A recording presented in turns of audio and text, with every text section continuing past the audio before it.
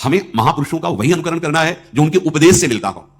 कोई भी नशा, यहां देखो धर्मराज के साक्षात स्वरूप है, कोई भी नशा करने वाला तत्वबोध को प्राप्त नहीं होता। जो तत्वबोध को प्राप्त हो गया है उसके ऊपर कोई नियम नहीं है। जैसे आदि गुरु भगवान शंकराचार्य जी आगे जा रहे थे, पीछे शिष्यजन जा रहे थे, पता नहीं क्या भाव आया, मछलियां उठाई, ऐसे बिक रही, ऐसे उठाए खा लिया। जब देखा गुरुजी ने खा लिया तो 4 शिष्यों ने नहीं खाया और शेष ने।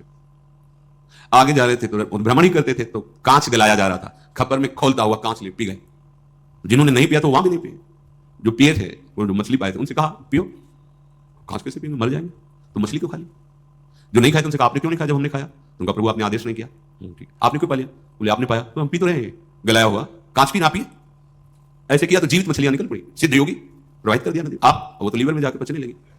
हमें वो अनुकरण बात नहीं करनी जिसका वो आदेश न कर रहे हो, उनके उपदेश से जो उनके आचरण मिले, शास्त्र सम्मत बात है। महापुरुषों के जो आचरण उनके उपदेश से मिले, बस वही अनुकरणी है। वो क्या कर रहे हैं, कोई भी नशा, जैसे कहते हैं भाई हमने सुना है ऐसे, फिर ध्यान में अली ब्रह्मलोक पहुंच गए। भाई हम प्रणाम करते सिद्धों को, हम उनके चरण सेवक है, पर हम अपने जैसे साधकों के लिए कह रहे हैं सिद्ध पुरुष तो हलाहल पिए, वो जाने उनका काम, उनकी मस्ती, वो तो भगवान को प्राप्त हो गए भैया, उनका काम बन गया है, उनमें भगवान में अंतर नहीं। जैसे सखागण और गौ में गोपगण फंस गए दावानल में, कन्हैया बचाओ तुम्हारे सिवा कोई नहीं बचा सकता, बोले भैया आंख मूंद लो, मुंह में पी गए, पूरे ज्वाला को पी गए मुंह में। एक कोयला लाल लाल रखो मुंह में, भी रखोगे नहीं, भगवान के मुख से साक्षात अग्नि का प्रादुर्भाव हुआ है, भगवान उसी जगह उसको रोक ले, आओ अपने स्थान पे आ जाओ, भगवान ही तो सर्व रूपों में। तो जो भगवान को प्राप्त महापुरुष हैं उनमें और भगवान में अंतर नहीं, ब्रह्म ही तो ब्रह्म ही बहुत। अब उनके ऊपर आप ही ऐसे नहीं कर सकते कि ये खा रहे हैं, बड़े सिद्ध महापुरुष थे।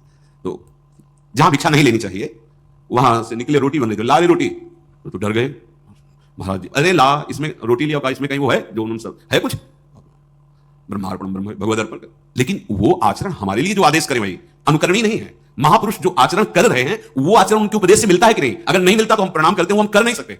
कोई भी नशा साधक को, हम सिद्धों के लिए नहीं कहते हैं, कोई भी नशा खा करके आप भगवत तत्व का चिंतन, भगवत बोध नहीं प्राप्त कर सकते। सबसे बड़ी कमी, आपको उस नशे में सुख लग रहा है क्योंकि बुद्धि शिथिल होती है, तो आपको लग रहा है बड़ा आनंद आ रहा है, आपको भजन से सिद्धि प्राप्त करनी है, भजन से इंद्रियों को शिथिल कर देना है, भजन से मन को निसंकल्प कर देना है, भजन के सिवा कोई चाह नहीं रह जाए। अगर आप 4 बजे भांग पाते हो ना, फिर आप देखिएगा 4 बजे केवल भांगे का ध्यान होगा, सब ध्यान हट जाएगा, लगेगा कि कैसे मिले, कैसे।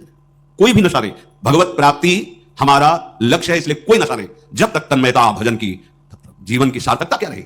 और सच्ची बात, जो हमारा मन मलिन है, जब उसे भगवत चिंतन में लगाते हैं तो जलन पैदा होती, आग, जैसे आग से स्वर्ण तेजस्वी होता है, मल नष्ट होता है, ऐसे ही मन जो हमारा पतित हो चुका है, वो उच्च अवस्था को पहुंचने के लिए भजन के बल से जब चढ़ता है तो वो निर्मल होता है, उस जो ताप प्रकट होता है वो पाप को जलाता है, हम सह नहीं पाते। नहीं, मना